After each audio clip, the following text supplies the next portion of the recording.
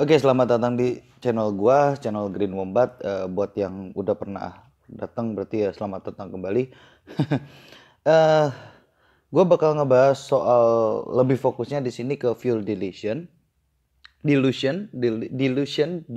itulah pokoknya. Gua nggak bakal banyak menjelaskan soal hal yang lain. Tapi ini video masih berkaitan dengan hal-hal seputar apakah CC besar, sorry, apakah CC besar itu artinya dia lebih boros atau lebih irit dan lain sebagainya gitu. Jadi di kalau nggak salah 55 dan 56. Ya, vlog 55 dan 56 gue udah ngebahas itu, dan hasilnya adalah selama kecepatannya konstan maka bisa aja gitu, motor dengan silinder capacity yang lebih besar, dia mendapatkan apa namanya, bensin yang lebih sedikit gitu untuk jarak tempuh yang sama gitu, misalnya sama-sama 100 kilo. Jadi sebagai contoh misalnya sama-sama jalan di kecepatan 100 km per jam, dengan jarak totalnya adalah 100 km, kecepatannya konstan, maka bisa jadi motor dengan silinder kapasitas yang lebih besar atau cc yang lebih besar dia malah jadi lebih irit. Oke, salah satu yang menjadi poin utama dari dua video di 55 dan 56 adalah rotasi per menit atau RPM. Jadi tenaga yang sudah cukup besar ada di RPM bawah, dia bikin motor itu mendapatkan jarak yang lebih jauh gitu ya secara rata-rata gitu dengan konsumsi bensin yang sama. Jadi artinya dia lebih irit lah intinya gitu. Cuman di video di 56 gue sempat ngejelasin bahwa tetap ada resiko. Mungkin nggak banyak yang sadar ya. Jadi kalau misalnya benda putar dia akan lebih stabil gitu dengan kecepatan yang lebih tinggi. Memang inersianya akan semakin besar, torsinya akan semakin besar, tapi titik masanya itu akan semakin, gapnya itu akan semakin kecil gitu kan. Dia akan semakin stabil. Selama memang berada pada shaftnya, maka dia tidak akan ada resiko yang aneh-aneh gitu. Dalam arti getarannya itu semakin minim gitu. Contohnya mungkin kalau misalnya ada yang pernah main panggang itu ya segitulah. Itu kalian bisa melihat bahwa saat panggang itu diputar, saat dia putarannya melemah, dia akan bergoyang gitu loh. Tapi saat putarannya masih cepat, dia stabil gitu. Nah, sama dengan crankshaft, piston dan lain sebagainya gitu. Intinya saat gerakannya itu mulai mulai lebih katakanlah lamban gitu ya, maka dia getarannya akan semakin besar. Makanya sestabil apapun mesin dia biasanya tetap butuh balancer walaupun balancernya kecil. Sebagai contoh kemarin di mesin ZX25R dia tetap ada balancer walaupun balancernya sangat kecil. Oke, pembahasan ini terlalu panjang kalau gue bakal bahas getaran gitu. Tapi intinya tetap ada getaran. Jadi gue nggak bakal bahas soal apa namanya tensioner atau gate valve, etc. etc.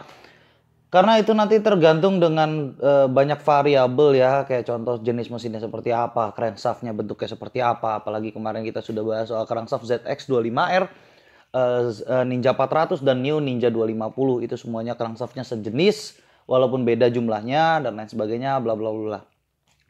Oke, fokus bahasan di sini tetap pada ini ya, fuel dilation. Jadi kita nggak bakal bahas ke sana dulu, kita bakal bahas yang lebih sederhana dulu.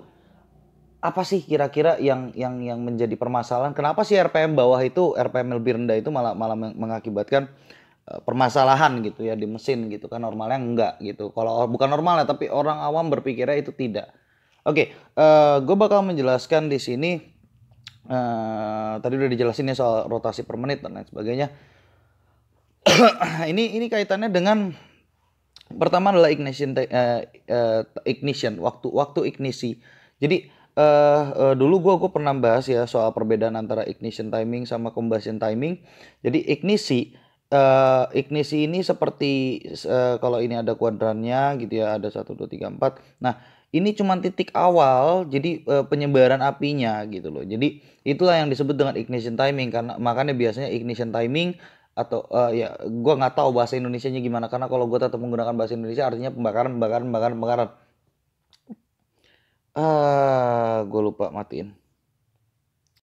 Oke, sorry lah, tadi gue lupa masukin HP gue ke no disturbing mode. Jadi Apa sih perbedaannya dengan ignition timing itu ya itu gitu. Jadi ignition timing itu cuma inisiasi pembakaran. Nah, kemudian ada yang terjadi namanya proses combustion. Jadi combustion itu rambat api. Jadi kalau misalnya kalian ngebayangin di dalam chamber atau di dalam ruang bakar itu terjadi ledakan yang secara instan, itu sebetulnya tidak juga gitu ya. Ya memang terlihatnya sepertinya instan, tapi sebetulnya tidak gitu. Jadi apinya merambat apa namanya ikatan benzina satu ke yang lainnya dan lain sebagainya, bla bla bla bla bla bla gitu. Makanya kemarin sempat ada omongan kayak misalnya pertama lebih lamban karena ikatan bensinnya lebih kompleks dan lain sebagainya. Gua nggak bakal bahas itu. Oke, jadi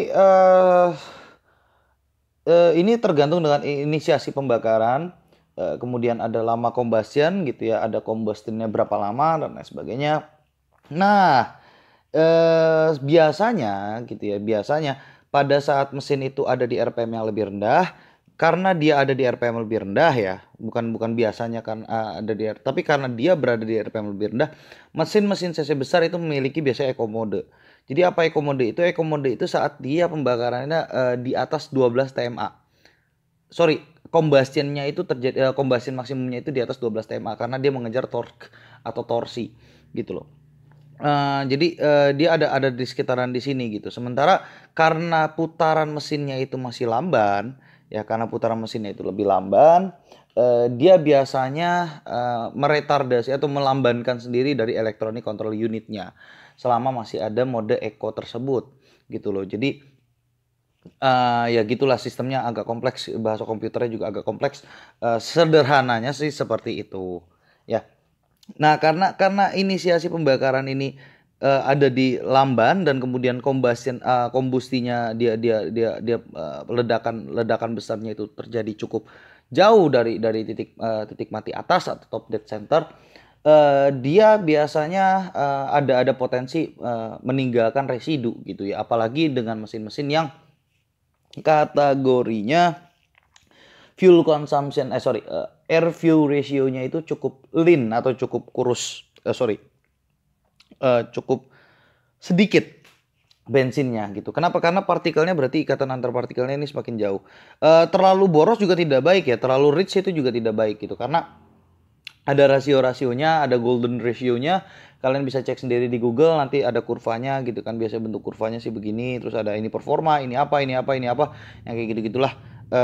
Jadi dia tetap ada rasionya gitu, karena kalau dia terlalu besar dia apinya tidak terlalu menyebar dengan besar cepat gitu ya.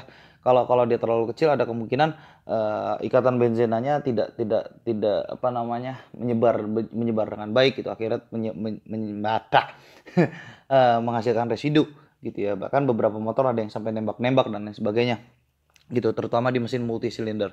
Oke, secara fisiknya seperti itu gitu ya. Jadi kalau misalnya dia masuk ke dalam eco mode, yang harus dijadikan kunci pertama adalah timing.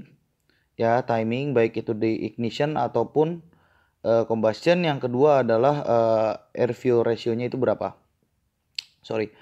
Air fuel ratio-nya berapa dan lain sebagainya yang kayak gitu-gitu.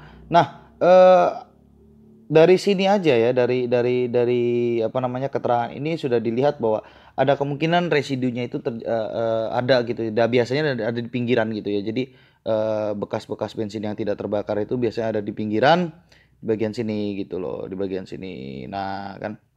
Jadi resiko terendahnya itu adalah dia ya biasanya sih nggak sampai detonasi sih, karena dia masih di RPM bawah juga gitu kan. Apalagi nih mesin-mesin motor gitu ya, jarang-jarang inilah gitu. Biasanya sih nggak terlalu kedengeran juga gitu. Oke, terlepas dari tensioner, gate valve dan lain sebagainya, putaran mesin yang rendah ini mengakibatkan apa? Getaran, bukan getaran ya, tapi lebih ke arah distribusi gap gitu ya. Jadi kalau ada yang pernah buka mesin gitu kan, di sini nah ini bagian sini, ini udah gue zoom ke bagian yang ini gitu loh. Jadi yang putih ini linear atau boring gitu ya. Terus ini ada yang merah ini seher. Nah, terus yang kuning ini adalah ring piston, ring seher gitu ya. Jadi dia di sini ada gap. Pertama gapnya adalah ini. Ya, ini ada gapnya gitu ya. Hampir tidak bisa diukur dengan mata gitu. Bahkan alatnya itu ukurannya mikron gitu. Jadi kalau mau ngecek itu agak sulit. Terus kemudian ada lagi gap yang lain adalah gap antar ring piston. Jadi kalau ada yang memperhatikan ring piston itu nggak nyatu semuanya ya. Kalau nyatu semua nggak bisa dimasukin. Dia ada gapnya di sini. Ukurannya berapa dan lain sebagainya. Walaupun memang yang di atas mungkin gapnya di situ, terus yang di bawah bagian gapnya di sini gitu loh. Jadi dia nggak langsung nyatu. Tapi tetap ada gapnya. Nah jadi bensin itu tetap bisa mengalir gitu ya dari bagian atas bisa ke sini, terus bisa gapnya ada di sini, berarti dia ngalir ke sini.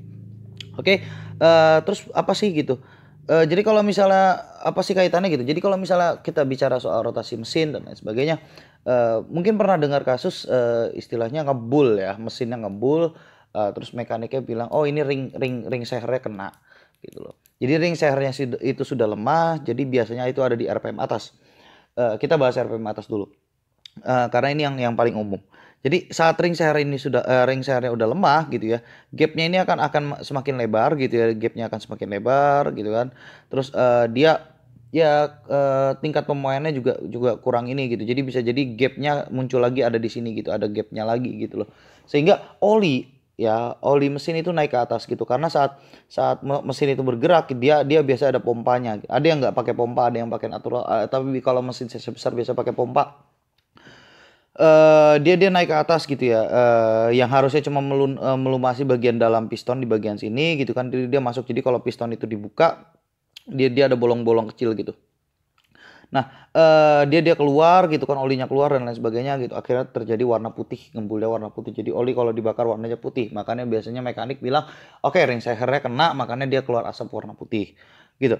Eh apa sih hubungannya dengan field dilation ini? Ya konsepnya berkebalikan gitu. Kenapa olinya bisa bisa mencapai ke atas? Pertama mesinnya nyala, ya kan. Yang kedua dia bisa jadi panas sehingga olinya itu menguap. Balik lagi ya masa jenis oli sama ini penting. Masa jenis atau raw oli dengan raw apa namanya air fuel ratio itu lebih besar raw-nya oli jauh gitu.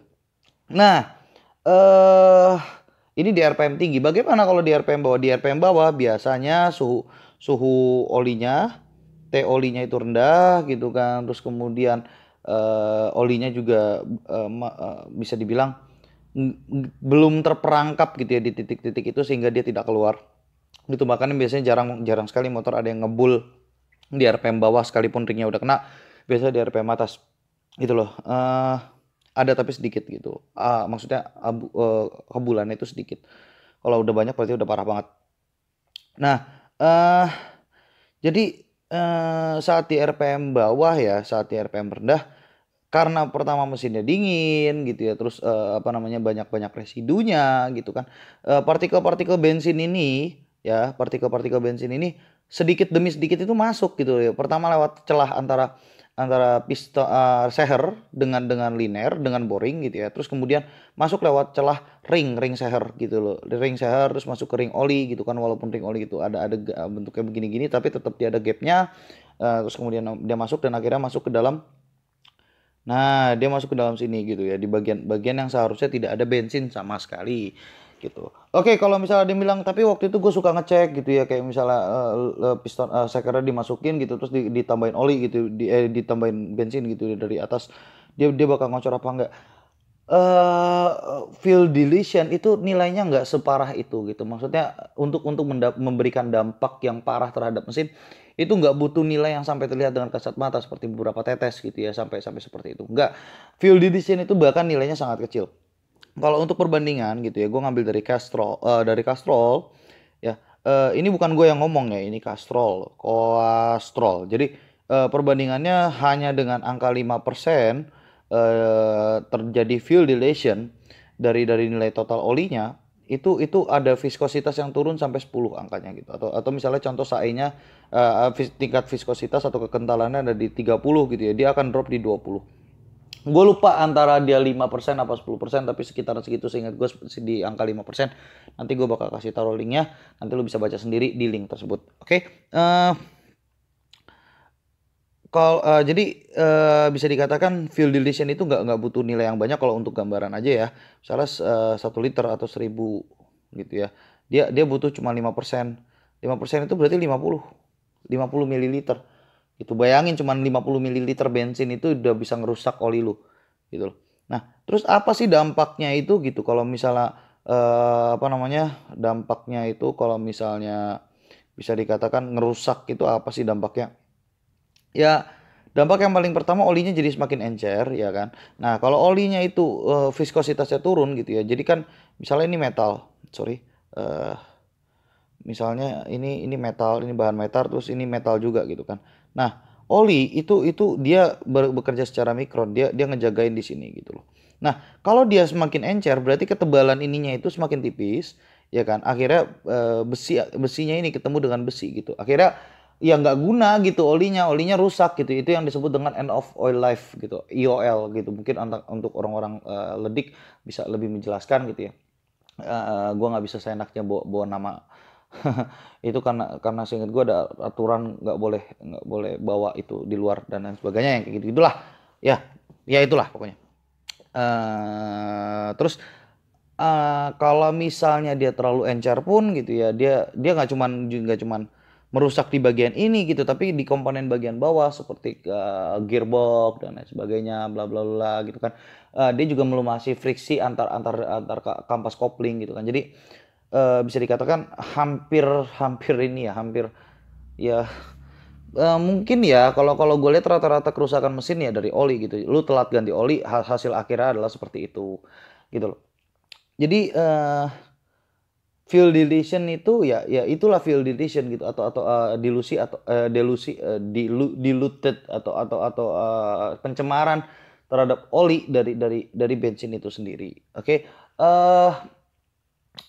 Jadi resikonya tuh itu gitu. Jadi kenapa kenapa beresiko seperti itu ya, mungkin kalau misalnya ada yang punya motor coba aja deh misalnya range RPM-nya sebagai contoh ya R6N gitu ya, range RPM-nya sampai di limit di 10.500. Kalau dibawa di RPM 2.700, 2.500 dia akan terasa lebih bergetar gitu loh. Nah, getaran-getaran itu juga dihasilkan dari balancer ya gitu-gitulah, sama piston juga sama lah yang gitu-gitu. Jadi memang tidak dirancang gitu, mesinnya itu tidak dirancang untuk berlari di RPM segitu gitu loh. eh nggak cuman R6 hampir semua mayoritas motor gitu. Terus berarti berarti sebetulnya rugi dong gitu ya kalau misalnya kita bawa motor di RPM yang terlalu rendah gitu, karena dia dia berpotensi untuk merusak. Kalau dibilang rugi apa enggak ya jelas gitu ya, kalau memang motor lu tidak tidak disetting sesuai dengan kebutuhan tersebut ya jelas itu akan merusak mesin mesin kendaraan lu. Tapi kalau misalnya memang lu sudah melakukan adjustment atau penyesuaian terhadap mesin lu sendiri ya nggak masalah. Sebagai contoh lift cam-nya dibuat rendah gitu sehingga scavenging efeknya tidak terlalu baik gitu ya. Terus kemudian piping pada knalpot juga dibuat banyak vakumnya sehingga debit yang keluar masuknya dan airflow rate, airflow speed dan airflow debitnya tidak terlalu besar, ya kan. Jadi dia apa namanya mempertahankan kondisi ideal pada di RPM bawah. Terus kalau bisa ya lift cam outnya tidak lebih tinggi daripada lift cam in. Terus lu bisa juga melakukan mapping gitu ya, mapping dengan ECU-nya gitu kan. Terus penyesuaian pada nozzle dan lain sebagainya gitu kan. Terus kemudian ya karena memang ya mungkin ada yang pernah jadi mekanik mobil dan mekanik motor juga mungkin sadar ya kalau misalnya gap ring piston, gap gap ring seher pada mobil dengan ukuran yang sebesar itu tergolongnya sangat kecil gitu loh dibandingkan gap ring seher pada motor-motor gitu loh. Nah biasanya gitu ya dengan pembuatan gap yang lebih kecil berarti masa muainya itu harus dipertimbangkan kembali dan lain sebagainya. Biasanya menghasilkan harga piston yang lebih mahal, harga seher yang lebih mahal dibandingkan harga seher pada normalnya. Sebagai contoh Kawasaki R6N harga pistonnya kalau nggak salah hanya di angka 500.000 rupiah saja per set kalau nggak salah itu juga. Jadi kanan kiri ya sekitar sejutaan lah. Untuk sekelas R6N 650 cc gitu ya itu tergolongnya murah gitu. Eh Dibandingkan dengan seher mobil yang ukurannya sama-sama 80-an mili, seher mobil itu bisa lebih mahal gitu loh. Apalagi kalau kita bandingin dengan aftermarket seperti Wasner, Athena, Wiseco dan lain sebagainya itu udah mahal banget. Bahkan LHK pun lebih mahal. Gitu. Jadi konklusinya apa sih? Konklusinya berarti gak bisa dong kita bawa motor cc besar irit gitu. Ya ya bisa sih gitu, tapi memang kadang penyesuaiannya gitu ya, biaya riset atau jangan biaya riset deh, tapi spare part yang nyantol di mesin tersebut aja bisa jadi bisa beli motor itu lagi dalam keadaan bekas. Kalau lu tambahin dengan biaya risetnya bisa beli motor tersebut dalam keadaan baru. So Sorry. Jadi itu tuh nggak bakalan murah gitu loh. Makanya pabrik-pabrikan itu nggak bikin yang seperti itu spesifikasinya. Jadi apa ya konklusinya? Bisa ya bisa gitu, tapi do with your own risk lah, atau lakukan dengan resiko yang lu tanggung sendiri gitu. Paling apalagi ya dari gua. Jadi gua udah ngejelasin soal field deletion. Hmm, Ya paling itu aja sih, kalau misalnya memang ada yang kurang-kurang bisa di kolom komentar. Dan gue sangat mengharapkan, jujur gue sangat mengharapkan diskusi ada di kolom komentar, karena gue bukan orang yang mempelajari begitu dalam tentang field deletion. Gue nggak bakal banyak bicara teknisnya field deletion itu apa. Nanti lu bisa tanya sama ahli kimia dan lain sebagainya yang emang jauh lebih paham gitu. Gue cuma paham fisiknya seperti apa, gue cuma paham mekanikalnya seperti apa. Gue juga ada motor yang memang memiliki offset silindernya, sehingga dia rawan sekali mendapatkan fuel deletion, dan lain sebagainya dan lain sebagainya. Jadi memang kalau soal oli gue lebih concern ke sana sih gitu. Kalau misalnya memang ada masukan atau apa ya terserah, bisa dimasukin ke dalam kolom komentar. Sebetulnya semua komentar yang ada di YouTube gue itu gue baca, tapi nggak kadang ada satu dua yang nggak kebales karena gue bingung juga mau balas apa. Oke, paling itu dulu dari gua. Sekian dari Green Wombat, out.